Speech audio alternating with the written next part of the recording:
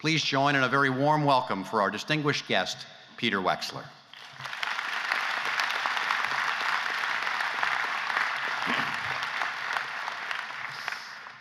Thank you, Dean Freeman, and special thank you to the amazing BU and Questrom faculty and staff. Good evening and congratulations to the new graduates, their family, friends, and those who have provided financial, moral, and emotional support as you have worked hard to reach this day.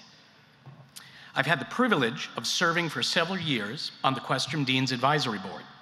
This has given me a front row seat to observe how, under Ken Freeman's leadership, the school's reputation for preparing skilled, pragmatic business leaders has grown.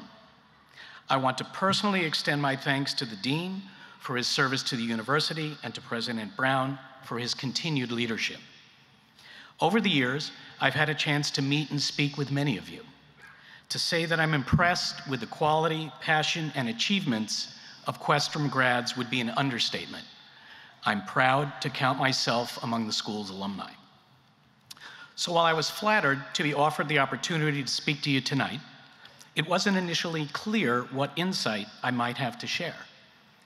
Working on this address gave me the opportunity to look back over the past 35 years and identify a few important elements that, for me, were major contributors to success and satisfaction in work and in life. So back in 1981, I was fresh out of engineering grad school. I got a job as an engineer in one of the emerging medical imaging companies just as digital imaging in medicine was taking off. I moved to Boston, inherited half of a rent-controlled apartment in Brookline, and I could walk to work.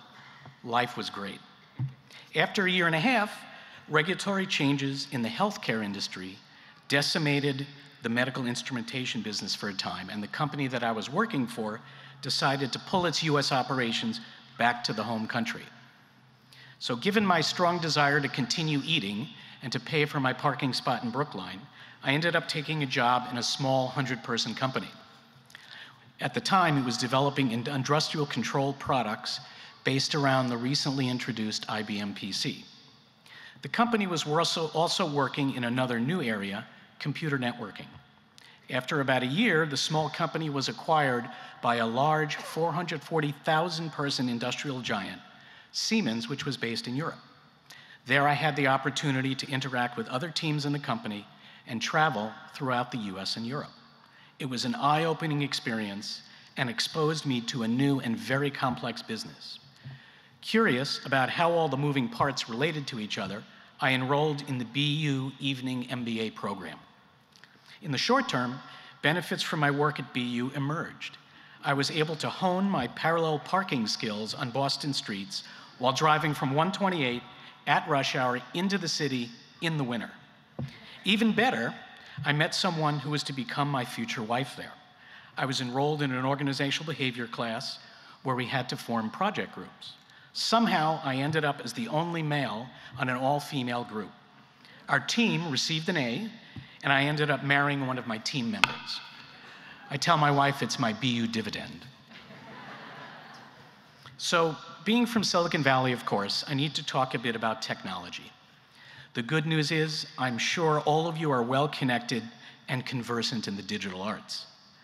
While we're all aware of Amazon and Uber and how these companies have disrupted their respective industries, I'm here to tell you that real, practical technology advances will result in absolutely fundamental changes to almost every business practice.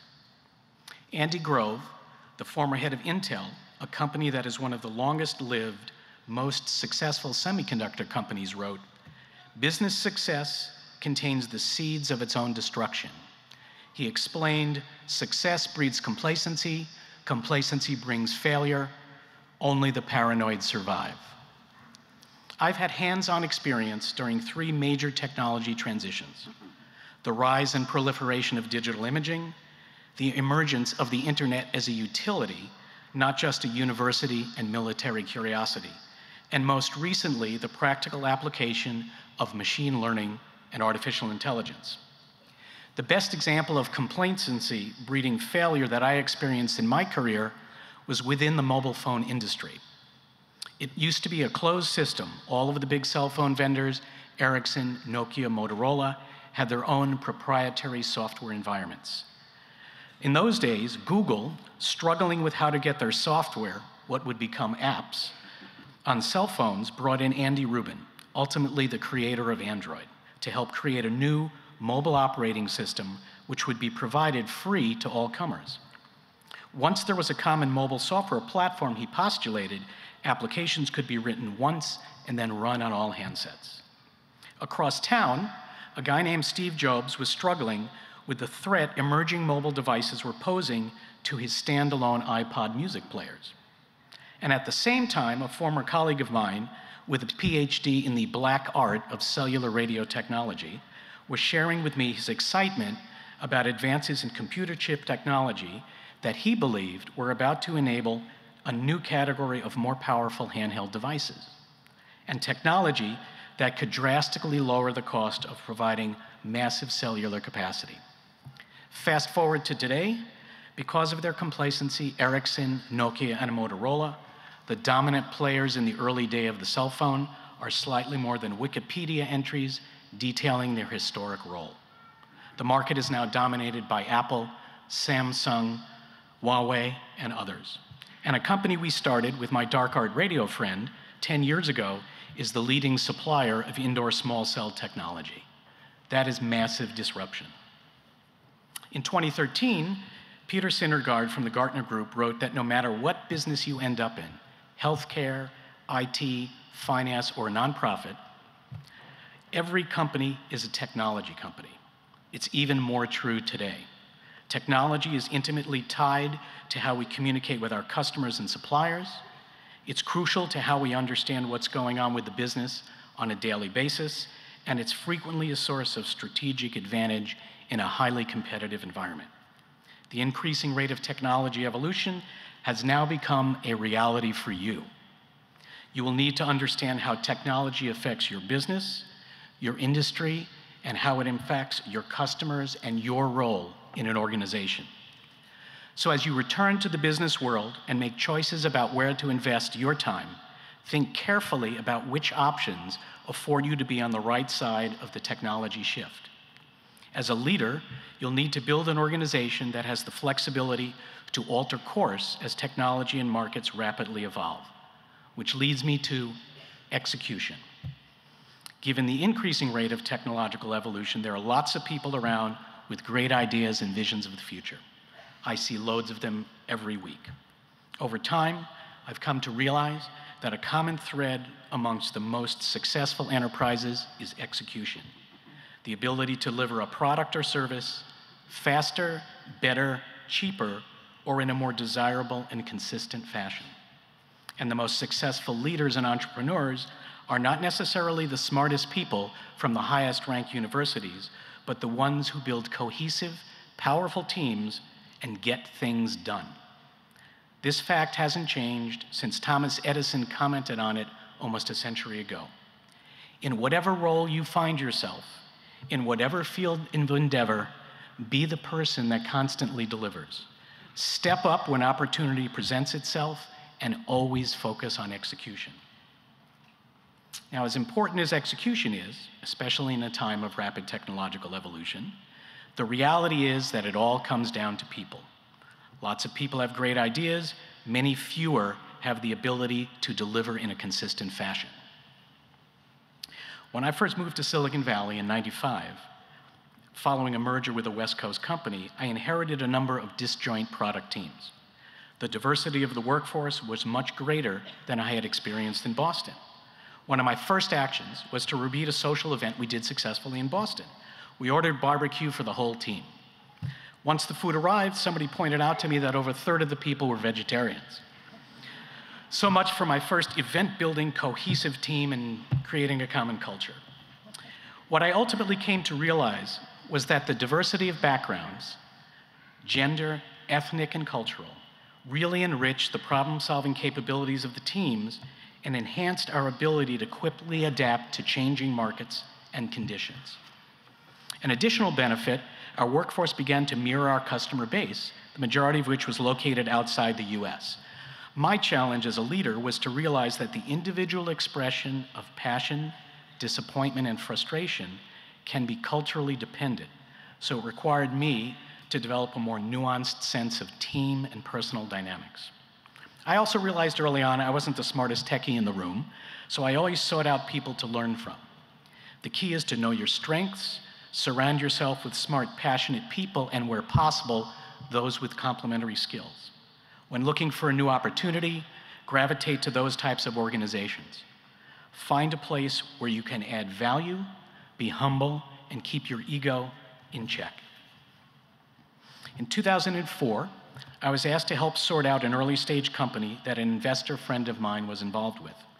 The company board consisted of representatives from the top venture firms in Silicon Valley. When complications arose, the board descended into absolute dysfunction and infighting. Clearly, there were too many egos in the room. The following year, when my dark art colleague and I started a company and learning from the previous experience, I carefully selected our board members.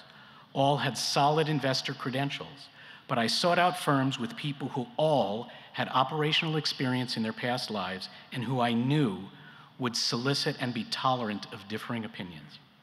The team was seriously tested during the recession of 2008. As we tried to raise our second round of funding, I was 3 weeks away from shutting the doors and laying off over 20 people. The board supported the management team, helped us successfully navigate the troubled waters without blaming and without exacting a high price. This helped to instill confidence within the company. We didn't lose a single person through those tough times. We all survived to build a great company and achieve a great exit. So my guidance to you is to be aware of how technology will impact your job, business, and industry. To paraphrase a hockey analogy, very apropos for Boston University, keep an eye on where the puck is going, grab a stick, and get out on the ice. Take on an additional project, especially if it expands your skill set. Gravitate to those you can learn from and those who get things done. When you end up in a leadership role, remember to take a risk and make the bet. Like Larry Ellison, who took a risk and moved Oracle into the application space from its original mature business as a database supplier. As you progress and execute, keep your ego in check and be sure to share the credit. Finally, we all have a responsibility to the people we work with, our family, our community, and to society. As you achieve success, do not forget those who helped you get there. I've been lucky to be part of some great companies and work with some great teams. While yes, we had lots of smart people, the reality is that luck does play a role. I'm humbled by my colleagues who have become philanthropists, entered politics, and helped other members of their families achieve their own goals. And as someone who was part of a high-flying company during the bubble of 2000, I can tell you there are lots of tempting opportunities which may ultimately lead to bad business and personal decisions. I've found that character and integrity are the sum of the many small choices and decisions we make every day. Choose wisely. Thank you for the opportunity to share these thoughts with you, and again, my congratulations to the graduates of the class of 2018, your families, and your friends.